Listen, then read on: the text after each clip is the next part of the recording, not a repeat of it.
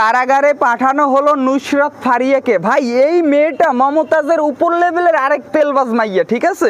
এই অনেক আগে বলছিল যে বাংলাদেশের প্রত্যেকটা মেয়ের মধ্যে নাকি এক একটা শেখ হাসিনা বাস করে, ঠিক আছে। তো আমার কথা হচ্ছে কি জানেন, যে শেখ হাসিনার যত রকম শাস্তি আছে না, এই নুসরাত ফারিয়াকে দেওয়া হোক।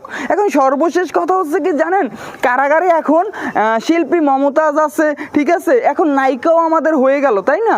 তো এখন হচ্ছে যে কোনো একটা নায়ক, দালাল নায়ক, ঠিক আছে, কারাগারে ভৈরা একটা পূর্ণদৈর্ঘ্য বাংলা ছায়াছবি করার জন্য জোর দাবি জানাচ্ছি ভাই, ঠিক আছে। আমরা টিকিট কাইটা ভাই সিনেমা হলে গিয়ে ছবি দেখবো ভাই, মাগনা আমরা দেখবো না ভাই। তো আমার দাবিটা যেন পূরণ হয় ভাই।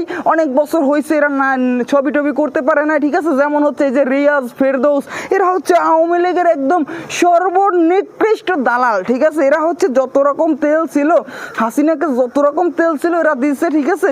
এরা ছবি টবি করার চান্স মাস বর্তমানে পাইতেছে না কোথাও, বা পায় নাই। এদের দিয়ে একটা ছবি করানো হোক, আমরা এদের ছবি দেখতে চাই ভাই।